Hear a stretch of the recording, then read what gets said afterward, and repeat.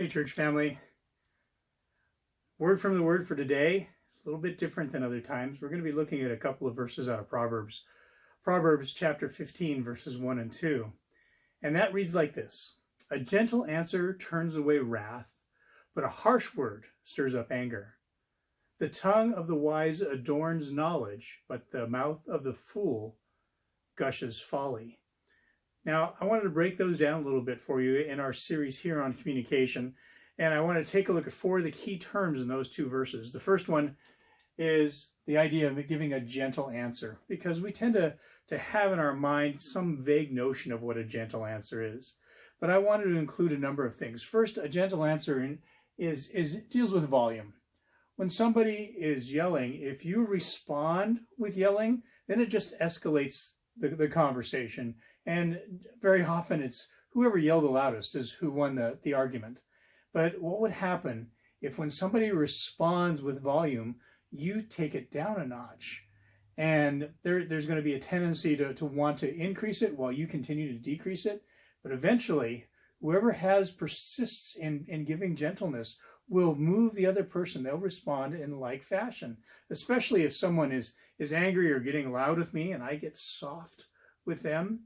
They begin to come back in my direction because we want to match each other. We want to be around each other. So a gentle answer not only deals with volume, but it also deals with tone. And there's a lot of times I get in trouble with folks because my tone is sarcastic or condescending or just belligerent. And I can be as soft as I want and still be a jerk in the tone that I'm using. So when we think about a gentle answer, don't just think about volume, but think about tone. And then thirdly, think about adjectives.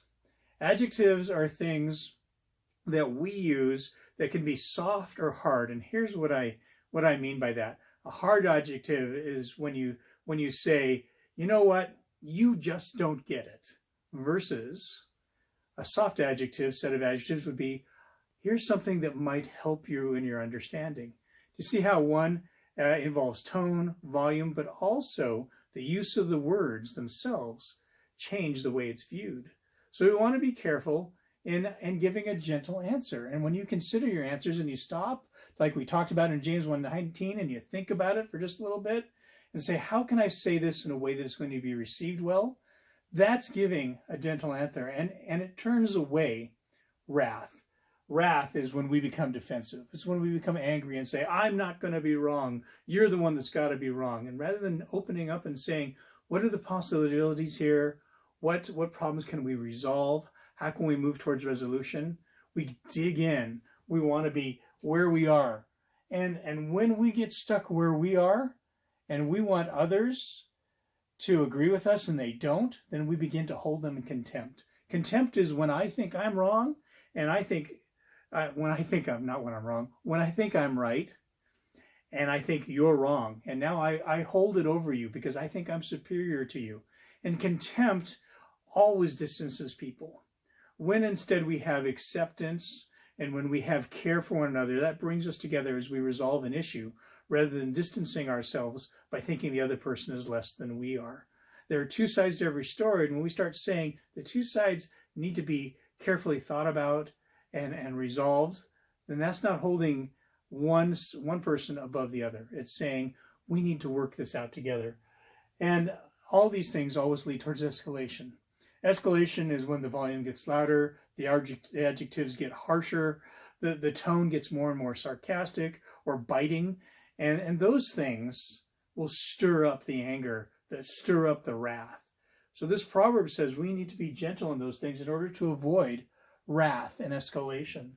The second verse then says, here's the positive model around that.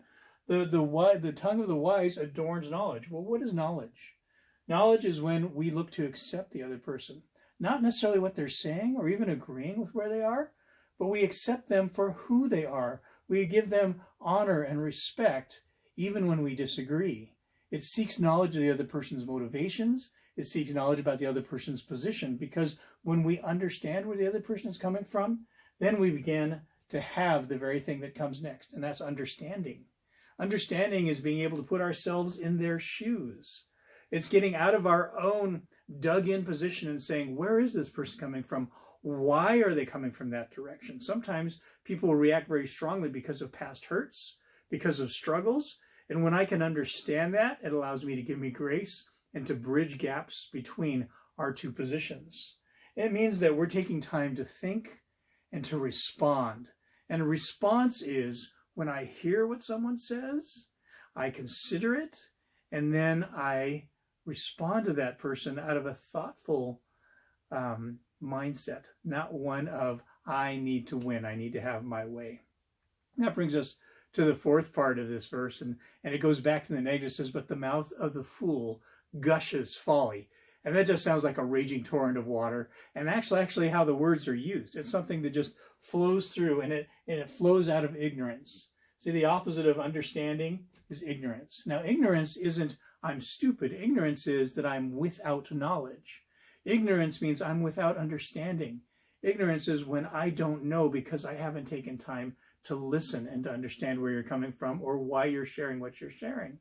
So we don't want to be fools who come out of ignorance, and we don't want to be impetuous. We don't want to just say the first thing that comes into our head.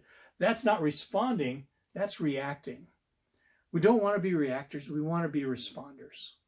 So as you think about any situation that you're in where there's a difference of opinion, if we're willing to be gentle in our volume, our tone, our adjectives, the way we present, if we're willing to be people who seek knowledge, who seek to understand, and then share in order to be understood, then we're people who are exhibiting the wisdom that we have. That comes through God, His Word, and as we submit ourselves to the Spirit, He enables us to have that understanding, that gentleness that exemplifies the person of Christ. I hope you use these things. I hope that they're valuable. God bless you. I love you all.